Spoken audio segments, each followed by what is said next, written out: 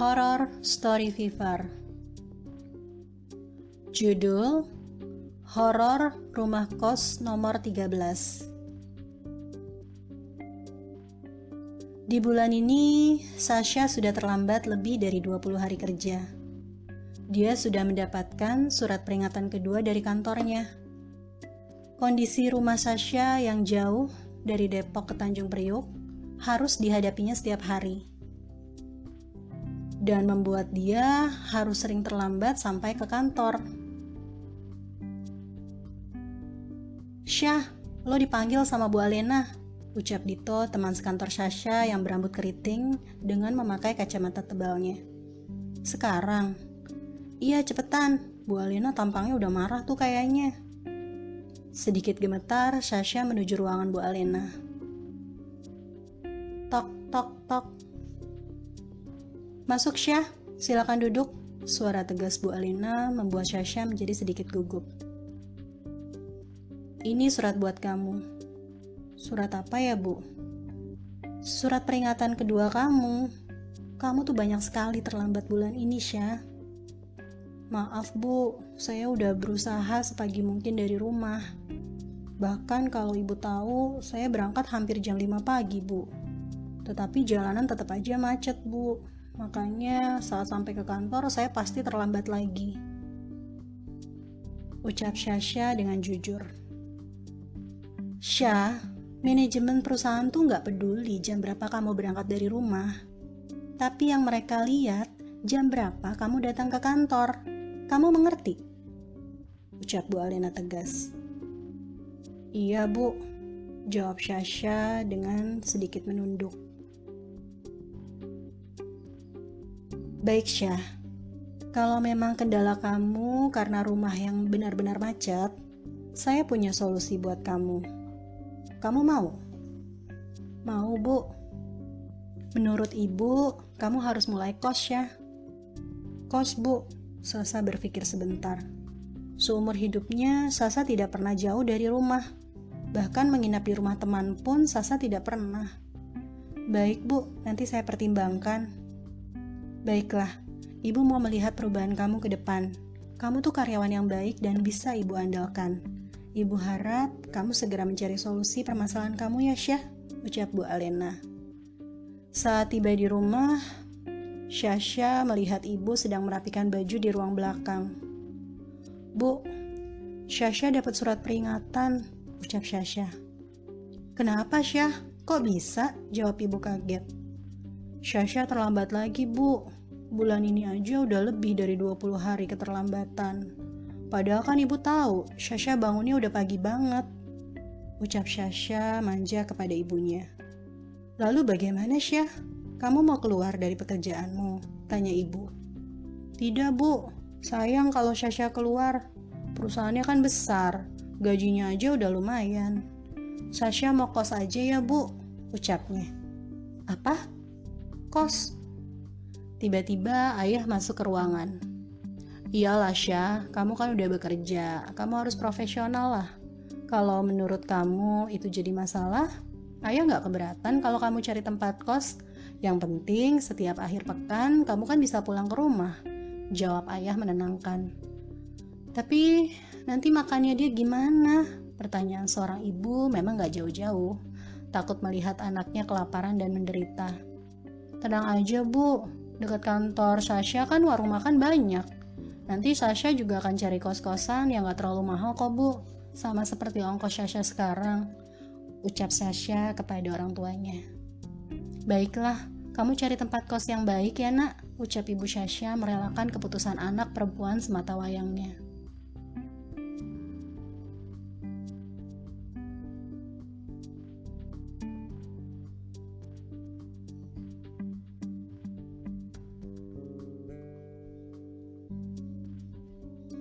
Siang itu, Sasha ditemani Gaby mencari kos-kosan di daerah dekat tempat kerjanya. Gaby menawarkan untuk Sasha tinggal di tempat kos-kosannya. Tapi menurut Sasha, kos-kosan Gaby terlalu kecil. Hampir sore, mereka berdua masih belum mendapatkan tempat kos yang sesuai. Akhirnya mereka pun beristirahat dan makan di warung makan yang dekat dengan area tersebut.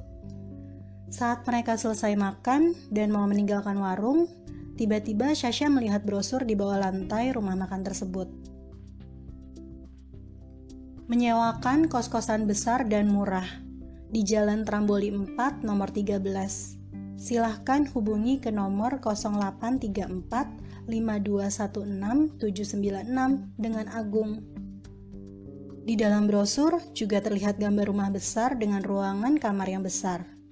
"Gap, ini kayaknya rumah kos yang gue cari deh," ujar Sasha. "Iya sih, Syah, tapi kok gue kayak belum pernah denger ya kos-kosan ini sama nama jalannya," pikir Gaby aneh. "Yuk, cepetan, kita tanya aja sama tukang bajai. Alamatnya minta dianterin sekalian," ucap Sasha bersemangat. Dan mereka pun memberhentikan bajai dan menuju ke alamat kos tersebut. "Ini Jalan Tramboli 4, Neng," kata tukang bajai itu menyuruh Sasha dan Gaby untuk turun. "Ini bang uangnya, makasih ya." Di Jalan Tramboli 4 itu hanya ada tanah kosong yang berdiri satu rumah paling ujung. Rumah tersebut memang besar, terdiri dari 2 lantai dan memiliki bangunan yang kokoh. Tiba-tiba keluarlah seorang wanita tua berambut putih dari pintu pagar. "Ada yang bisa saya bantu?" ucap wanita itu dengan tatapan tajam. "Saya mau kos, Bu," jawab Sasha. "Oh, baik, silakan duduk dulu," jawab wanita tua tadi lalu masuk ke dalam rumah.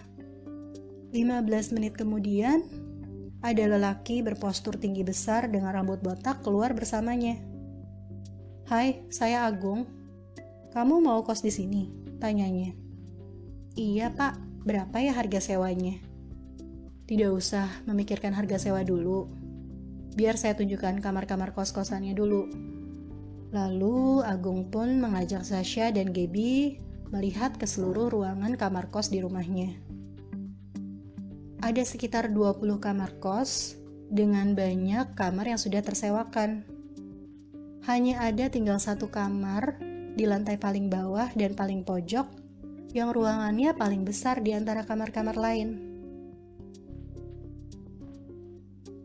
"Kalau kamar ini sewanya berapa ya, Mas?" tanya Sasha. "Kamu mau?" jawab Agung. Boleh sih, Mas, saya tertarik. 200.000 aja kok." 200.000 per bulan? Tanya Sasha tidak percaya. Itu murah sekali. Bahkan kos-kosan Gaby saja sudah mulai membayar 300.000 per bulan. "Kalau kita ngekos berdua, harganya masih sama, Mas?" tanya Sasha berpikiran agar Gaby bisa pindah bersamanya. "Maaf, di kos ini kami tidak ada ranjang untuk berdua," jawab Agung sinis. "Baiklah, saya langsung bayar untuk 1 bulan ya, Mas," ucap Sasha bersemangat. Lalu Agung pun membuatkan kwitansi untuk Sasha. Keesokan harinya, ayah mengantar Sasha pindah ke kos barunya. Setelah itu, ayah pun bersiap-siap untuk pulang kembali. Tiba-tiba, Sasha merasa ada perasaan aneh, seperti takut. Ketakutan dia tidak akan pernah bertemu lagi dengan ayahnya. Tapi Sasha berpikir, ini mungkin karena dia tidak pernah jauh dari rumah.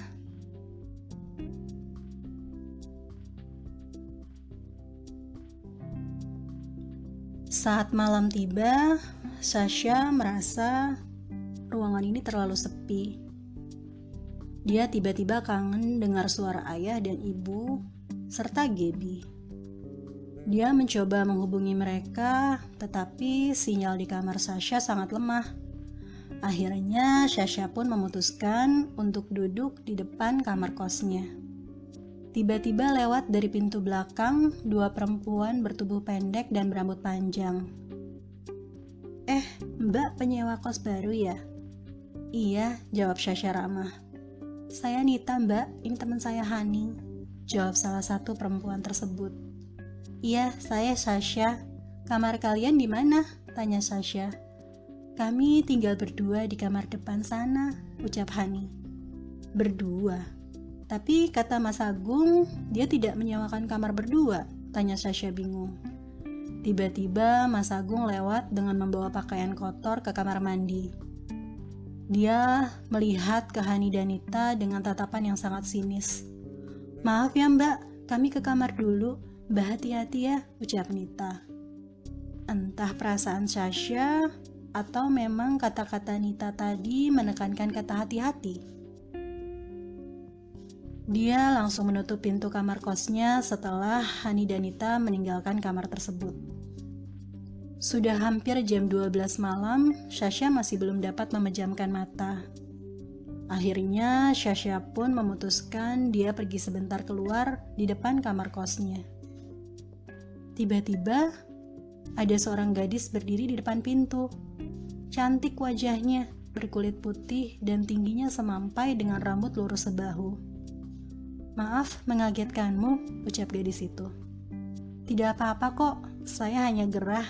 Namaku Sasha, jawab Sasha ramah. Aku Angel. Kamu penyewa baru di sini ya? Iya, baru mulai hari ini. Kamu penyewa di sini juga? Iya, tapi sudah lama, jawab Angel. Tidak terasa kami ngobrol panjang lebar tentang pekerjaan kami, hobi kami, dan obrolan-obrolan lainnya.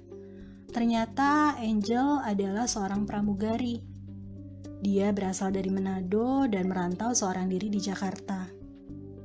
Tidak terasa waktu pun menunjukkan pukul 3 dini hari. Sasha pun mulai mengantuk dan memutuskan untuk mengakhiri obrolan tadi. Sudah lebih dari 3 hari sejak kejadian tersebut, Angel selalu datang menghampiri kamar Sasha. Dan Sasha pasti setiap malam tidak pernah bisa tidur tenang, sampai Angel menemaninya bergadang sampai dini hari dengan banyak obrolan yang berbeda lagi. Hari ini, Gaby main ke kosan Sasha dan berencana akan menginap. Sasha pun tidak berencana untuk memberitahu Mas Agung bahwa Gaby akan menginap di situ. Saat malam hari, Sasha dan Gaby sudah siap berada di atas kasur. Setelah mereka curhat satu sama lain tentang kondisi kantor, cowok yang jadi inceran mereka, tiba-tiba handphone Gaby jatuh ke ranjang bawah. Brak! Saat Gaby hendak mengambil handphone yang jatuh ke kolong, tiba-tiba ada bingkai foto kecil di sana. Gaby pun mengambilnya. Dia pikir bingkai itu milik Sasha. Syah, ini saudara kamu? Siapa, Gap? Wanita di foto ini. Lalu Sasha pun mengambil foto tersebut. Angel. Oh, nama saudara kamu Angel? Tanya Gaby sekali lagi. Bukan, Gap. Ini salah satu anak kos di rumah ini juga. Loh, kok bisa fotonya di kamar kamu? Sasha juga sedikit bingung sebenarnya, tapi dia berusaha untuk berpikir positif. Mungkin jatuh kali dari tasnya, karena kan dia suka main ke kamarku, jawab Sasha enteng. Tapi pandangan Gaby jatuh ke pinggir lemari baju. Syah, menurut kamu ini warna merah kayak darah bukan sih? Bisa jadi, Gap. Mungkin darah nyamuk atau tikus kali, jawab Sasha tanpa berpikir panjang. Tiba-tiba Gaby merasa ada hal aneh pada kos-kosan ini. Seketika itu juga bulu kuduk Gaby mulai merinding.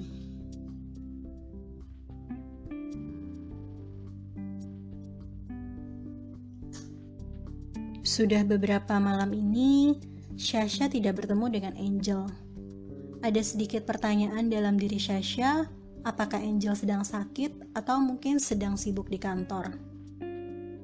Tapi dia tidak bisa bertanya kepada anak kos yang lain di mana kamar Angel. Setiap dia bertanya, bahkan kepada Nita atau Hani, mereka diam 1000 bahasa. Malah mereka langsung meninggalkan Sasha sendirian. Akhirnya Sasha memutuskan untuk masuk ke dalam kamarnya lagi. Dan Sasha pun dapat tertidur pulas. Tiba-tiba Sasha mendengar ada suara pintu yang bergerak dari kamarnya.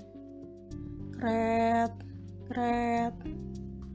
Tiba-tiba Sasha langsung terbangun dan melihat Mas Agung berada di kamarnya. Ngapain kamu kesini, Mas Agung? Tanya Sasha marah. Sudahlah, kamu tidak usah malu-malu, ucap Mas Agung dengan nada suara pelan dan mata menyeringai seperti singa yang ingin menelan korbannya. Bagaimana kamu bisa masuk? Pintunya kan sudah aku kunci, ucap Sasha sambil duduk di kasurnya dengan nada emosi. Kamu lupa, aku yang punya kos-kosan di sini. Aku pasti punya kunci serep setiap kamar di sini. Dasar wanita bodoh. Lalu Agung semakin mendekati Sasha dengan membawa pisau di tangannya. Sasha sangat ketakutan. Dia berusaha melarikan diri, tapi badan Mas Agung lebih kuat dari tenaga Sasha sendiri. Mas Agung pun menempelkan pisau itu di leher Sasha. Jika kamu berteriak dan tidak menuruti perintahku, kamu akan tahu rasanya pisau ini menggorok lehermu, ucap lelaki berbadan tagak tersebut. Sasha sepertinya ingin teriak sekencang-kencangnya, berharap penghuni kos lain dapat menyelamatkannya. Tapi sepertinya bibirnya kaku, tidak dapat bergerak. Dan Agung pun mulai menggerayangi badan Sasha perlahan-lahan dengan desahan nafsu bejatnya yang semakin tidak dapat terkendali. Tiba-tiba pintu kamar terbuka lebar. Rek. Sasha melihat sosok Angel berdiri di situ sambil melotot dengan tatapan kebencian kepada Agung. Seketika itu juga pisau yang digenggam Agung langsung terjatuh. Kamu kan sudah mati, ucap Agung. Dasar bajingan, selalu saja mencari korban untuk pelampiasan nafsumu, ucap Angel. Dia pun semakin mendekati Agung, dan ternyata Angel dapat menembus Agung. Sasha seperti tidak percaya dengan apa yang dilihatnya. Angel itu hantu. Saat Agung ingin melarikan diri dari situasi ini, tiba-tiba kakinya tersenggol pecahan kaca dari bingkai kecil, menusuk ke kakinya dan membuatnya jatuh membentur dinding lemari dengan keras. Seketika itu juga Agung langsung tidak sadarkan diri. Sasha seperti tidak percaya saat Angel mulai mendekatinya. Saat ruh Angel menembus dirinya, seketika itu juga Sasha seperti berada di dimensi yang lain. Dia melihat kamar yang sama dengan kamar yang disewanya sekarang. Di situ ada Angel yang sedang tertidur, terbangun mendengar suara Agung masuk ke dalam kamarnya dengan membawa pisau seperti yang dilakukannya tadi. Dan Agung berusaha untuk memperkosa Angel, tapi Angel berusaha melarikan diri. Tetapi Agung malah membenturkan kepalanya Angel ke dalam lemari selama beberapa kali, sampai akhirnya Angel tidak bernyawa lagi.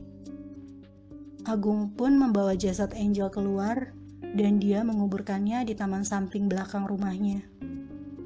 Anehnya, hampir semua penghuni mengetahui kejadian tersebut, tapi mereka hanya bisa menontonnya saja.